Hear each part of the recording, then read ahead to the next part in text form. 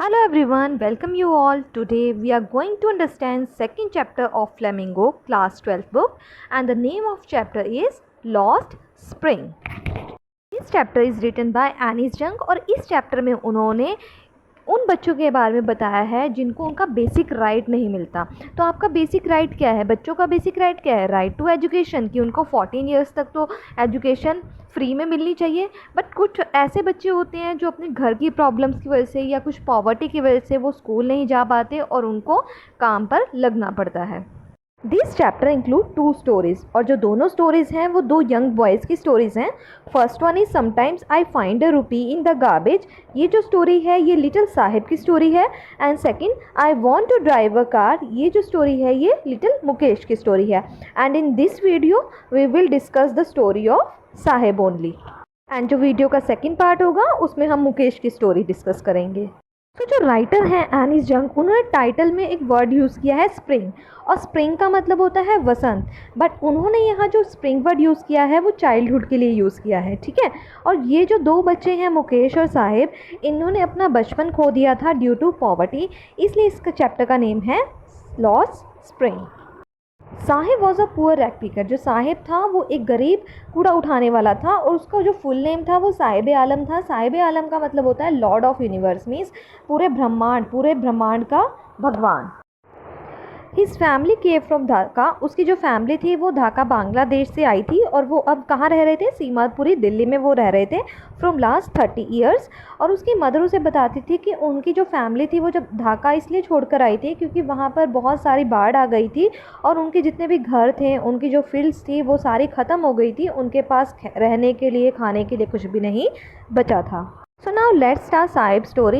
One morning Sahib was looking for coins or any valuable items in the garbage dumps. और एक morning क्या था कि जो साहिब था वो गार्बेज डंप्स के अंदर कुछ कॉइन्स या कुछ उसे अगर ज़रूरी सामान मिल जाए वो सारी चीज़ें वो ढूंढ रहा था जिसको बेच के वो कुछ पैसे कमा सके। The writer Anis Jung always sees him and other rag pickers in her neighborhood. और जो राइटर एनिस जंग थी वो हमेशा इन बच्चों को देखती थी अपने नेबरहुड के अंदर।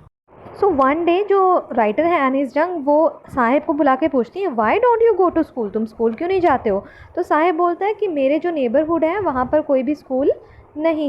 सो इस पर जो राइटर थी वो जानना चाहती थी कि यार साहिब स्कूल जाना भी चाहता है नहीं। तो वो उससे क्वेश्चन करती है, will you come if I open school, कि क्या तुम स्कूल आओगे अगर मैं कोई स्कूल ओपन करूँ? तो इस पर जो साहिब था वो बहुत ज़्यादा खुश हो जाता है और वो हाँ में आंसर देता है। सो जो एनिस जंग है वो उन सभी बच्चों को विदाउट शूज़ देखती है और वो उनसे क्वेश्चन करती है कि तुम सब शूज़ क्यों नहीं पहनते हो? तो इस पर सभी बच्चे आंसर देते हैं कि हमारी ट्रेडिशन है और अपनी ट्रेडिशन के अकॉर्डिंग ही हमें विदाउट शूज़ रहना होता है। बट एक्चुअल में ऐसी कोई ट्रेडिशन नहीं थी, वो एक तरह का एक्सक्यूज़ था जो उनके पेरेंट्स ने उन्हें बताया था और वो इतने ज़्यादा पुअर थे कि वो शूज़ नहीं खरीद सकते थे। अब आफ्टर फ्यू डेज़ जो साहिब है वो एनिस जंग को फिर से देखता है और वो उनसे खुशी खुशी क्वेश्चन पूछता है, क्या आपका स्कूल रेडी हो गया है?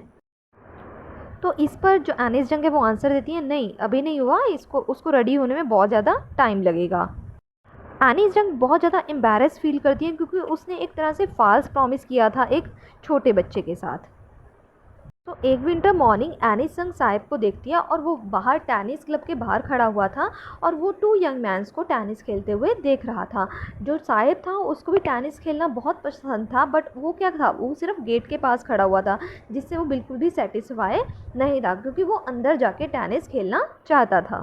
बट साहिब को अंदर टेनिस क्लब में जाने की परमिशन नहीं थी। अब एनिस जंग देखती है कि उस दिन जो साहिब था उसने टेनिस शूज़ पहने हुए थे बट वो डिस्कार्डेड थे, किसी रिच बॉय ने उसे वो शूज़ दिए थे। उन शूज़ के अंदर एक होल था। अब जो साहिब का ड्रीम था टेनिस शूज़ पहनने का वो तो चलो पूरा हो गया, बट फिर भी जो उसका मेन ड्रीम है टेनिस खेलने का वो अभी भी बाकी था। अब काफ़ी दिनों बाद एनिस जंग फिर से साहिब से मिलती है और वो क्या देखती है कि अपनी पॉवर्टी की वजह से जो साहिब है उसको एक टी स्टॉल पर जॉब करनी पड़ी, but now he is not happy. अब वो बिल्कुल भी खुश नहीं था, अब वो अपना मास्टर बिल्कुल भी नहीं रहा था और जो केयर फ्री लुक, जो बचपन की केयर फ्री लुक किसी के बच्चे के फेस पर होती है वो उसके फेस पर नहीं। अब through this story the author wants to convey the message that जो पुअर चिल्ड्रन होते हैं वो किस तरह से पॉवर्टी के कारण उनको चाइल्ड लेबर में लगाया जाता है।